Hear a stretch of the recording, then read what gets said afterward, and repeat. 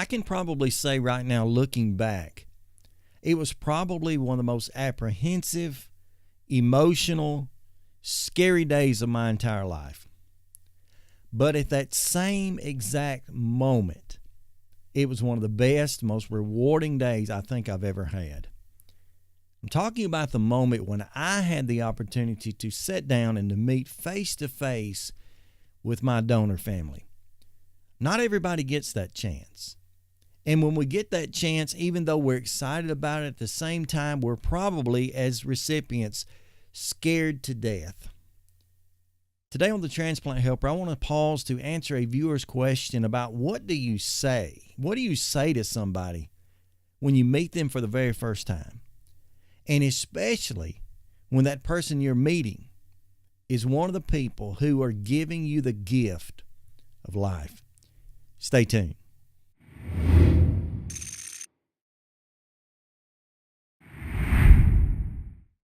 Hey folks, welcome to Transplant Helper today. My name is Jim Merle, and we're kind of going to be revisiting a subject today, one that we touched on a while back concerning the donor/recipient family relationships. Now, on the previous program, we talked really about how to write or to contact your donor family for the very first time. But today we want to narrow the focus down a little bit and really answer a viewer's question as well as many questions that I get all the time concerning what do you do if you ever meet with those people, that family, face to face. Particularly, what do you say in that situation? I think that's a great topic, and I'll tell you in the onset of this, it's a topic that although I've had experience with, it's something that I'm certainly not going to be an expert at. So you don't have to take my advice, but I do hope you'll watch the program to the end and kind of get a gist of what's going on, because I think in the end I will be able to give you some advice that might help you in that situation. Now, I also understand that the majority of, and this is sad to know, but the majority of us as transplant recipients will never meet our donor family face to face. And that could happen because that contact is never really made through the initial ways, through the letters, through the emails, that sort of thing, maybe even the phone calls. And it could also be because even though that contact has been made to that extent, one party or the other is not either able or willing to have that sit-down face-to-face time together. I was blessed 4.5 years ago, not too long after my transplant, as a matter of fact, to be able to sit down and spend that time with my donor's family and have had a continued relationship with them ever since. But really, what could you say? What do you say if you ever meet with an opportunity to sit down with your donor's family? Well, first of all, keep in mind that when you meet with them, and it doesn't matter if it's been 6 weeks, 6 months, 6 years, or 20, it doesn't matter. Keep in mind that when that initial contact is made, that face-to-face contact at least is made, it is going to be a highly emotional time, both for you and for them. It's going to open up, as we say in the South, an explosion, a can of worms that you really don't understand. And I don't understand fully even at this point, even having already done it. But there will be emotions on both sides, and all of those emotions to an extent are going to be good. As a matter of fact, all of them will be healthy emotions, whether it's the initial excitement of two people meeting for the first time, especially that donor family knowing that their loved one's organ is inside of your body, and especially if it's a heart or a lung where there's actually something physically able to be heard or felt. That's a huge, huge thing. But at the same time, there may be some other emotions that come out at that point that are not expected. For example, a donor family that even has agreed to this contact, when the moment comes, they just can't stand up to it. They just can't handle it. It's too much for them. It's overwhelming. Or maybe a donor family that when this moment comes in, it brings back such a flood of emotions that are positive emotions because they need to grieve. They need to go through this process, that an actual real relationship is not able to be made there, even though great attempts have been made on both sides for that to take place. So I want you to be sure, at least be sure to be considerate that you're not going to be able to imagine their emotions, because honestly, they won't be able to imagine those emotions either. You will be the same on your end, although obviously for different reasons. But as far as what to actually say, the best advice I can give you goes back to something that I learned back, I guess, in the 2nd or 3rd grade. And that is, anytime that I, as a student, or any of us back in those days, spoke out of turn in a classroom. There was kind of a classic thing going on. I'm talking about back in the 80s and 90s, where a teacher would administer to you that you had to write sentences. And you say, well, that I will not talk. That's what you're talking about. No, that's not it.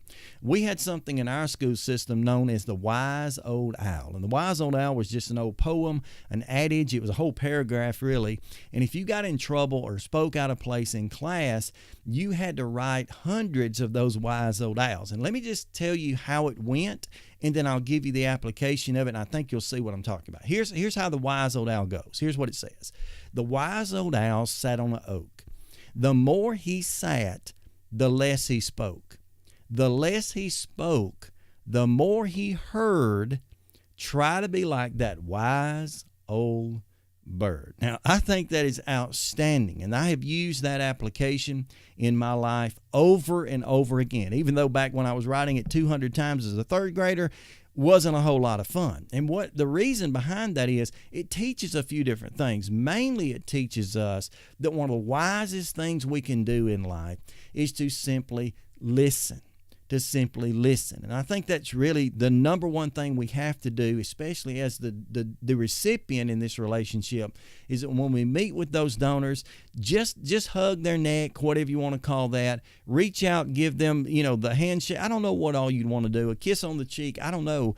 But once you do that, just be there to listen. That is the number one thing that we need to do. Also, in addition to that, as that old adage goes, the wise old owl that was sitting on the oak, while he was sitting there with beak closed, in our case, mouth closed, he was able to think.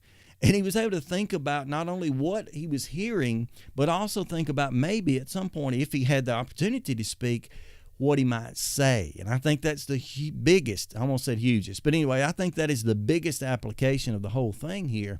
And that is that when we meet with our donor family, we have to consider what we're saying. And I don't think that's because we can plan things out, although a lot of people do that. I know that in most phases of life it's successful, but I don't think you can kind of plan things out. I don't think you can say, well, when I meet them, I'm going to hug their neck, I'm going to tell them I'm sorry, I'm going to ask them this question or that. I don't think that's necessarily the best plan. I think you have to let the moment flow in this situation. But while you're doing that, while you're listening, and I mean by that, listening to sometimes the presence of no words at all from that family, while you're listening, be considerate of what you're about to say. Give yourself time. I had to give myself time to know what to say. And one thing that comes into this, and this is really where the viewer's question came from, and I know because she specified it in her question. She said, Jim, I would like to know what happened to this person, why they lost their life. In her case, it was a heart transplant. So like heart, lung transplants, they're always a result of a loss of life, obviously. And she said, I would like to know what happened, how he lost his life. And I want to know about that so that I can, feel their pain and understand where they're coming from. Well, I totally understand that. But at the same time, we live in a society that because of the attitudes of some, not necessarily us, don't get me wrong, but because of the attitudes of some and because of the popularity of certain things that go on, we live in a society where sometimes people have gotten to where they gawk at death. They gawk at terrifying or troubling situations. Not that we would, I'm just making an illustration here. And we have to be very careful that we don't come across that way, because too many times we in our life have passed by, say, an accident on the road, and the first thing we do nowadays is, some do at least, not all, but some get on Facebook and say, what in the world happened? I saw a car flipped over. Look, that's not the kind of detail we're looking for. You know that. And we shouldn't be misunderstood. And that's probably what it'll be. But we don't need to be misunderstood as wanting that type of information. So here's my advice as far as what you might actually say. And that is, when you hug their neck, when you're listening, when you're being that wise old owl, if you're going to say anything, say it only after they've said something else. Just respond to them. That's the best thing to do. And then as that relationship builds, and this could happen in one visit, it could happen over 100 places of contact, whether it be face-to-face meetings or, in my case, phone calls. When you get to a point where maybe the subject could come up about how that person lost their life, how they passed from this life, the best way to get to that information, and this is not to be nosy, please don't misunderstand this, the best way to get that information is just to tell that family, you know what, I don't know what you've been through. I don't know exactly where you are, but I do know the wonderful gift that your family and your loved one has given to me, and I know how much it means to me. And if I could do anything to help you to be there in your place, to understand you better, I want to do that. And then you know what you do after that? Become the wise old owl. You close your mouth and you listen. And I'll tell you the truth about it. And I realize my donor's family may very well watch this. And so I'm talking to you, Miss Denise, Miss Louise, Tracy, all the family, not to try to name everybody, but there was that moment for me, not in our initial contact, but later on when Denise, one of the sisters, and her husband came out to my home. I had really asked no questions. Did I want to know what happened to my donor, Dickie? Yes, I did, okay? But there was just a moment when, through using words like that, me just saying, you know, I wish I could do something for you guys. I wish I could do more. And I was talking about more than just being grateful. I was certainly grateful. Where Denise opened up, and Denise said, Jim, I wish you could, but you couldn't. It was a terrible night. And she went to telling what happened. I mean, the whole situation. I'm not going to repeat that. But she gave some details about how the accident, mine in his case was an accident, you know, about being at the trauma center, the decision being made. I learned a lot. And what that really did is it kind of opened the door for both of us to be much more comfortable, not only between she and I, but the whole family, both families, to be more comfortable and to really have that relationship. So I think what it's really all about, and I know I haven't said say this, this, and that, because that's not the way this ought to be handled. This should not be, you know, a checklist of things to say or to do or not to do. It's just about saying to just be there for the family. If you have this opportunity, which again is rare, if you have this opportunity to meet that family face to face, be there for them. And let them know that you're not only there for them now, this is something you're not going to forget, and you're never going to stop being there for them. And then just listen. Be there. Let them cry all over your shoulders, you know, soak away 2 or 3 T-shirts or jackets. Do whatever has to be done and cry with them. Be there for them.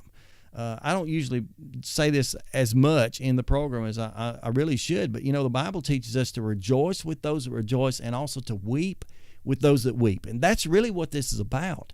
And in doing that, not only showing those emotions and exchanging those emotions, but also listening and then feeding to know what, if anything, to say. Silence is usually the best, but even that, just letting them know you care. I think these are the practical ideas. These are the real ways to deal with people on any level, especially when it comes to dealing with them in light of some situation like this. I hope this has helped you out in some way. I want donor families and recipient families to continue to be connected. I wish I could do something to make that statistic higher, where it could always happen, but it doesn't. But on the occasions when it does, I want us, especially as the recipients, to be able to make that contact beneficial, profitable, and especially extendable. And I mean by that, I want it to be something that goes on and on, because these relationships are important. I think these relationships are some of the biggest we'll ever have in our life. And so I think we ought to take advantage of them. I appreciate you watching today. If you've got anything you can add to this, I would encourage you to do that beneath this video. I would encourage you to go back and watch my program. If you've not already, I'll put up in the corners here concerning reaching out to your donor family initially. But as far as face-to-face meetings, this is it. Listen, and then turn around and respond in ways that let them know you care. That's about it. I know a good friend of mine years ago used to always say this, and I wanted you to hold this thought as we close. He said, people will never care how much you know until they know how much you care. Thank you for joining me today. And as always, friends, stay stronger.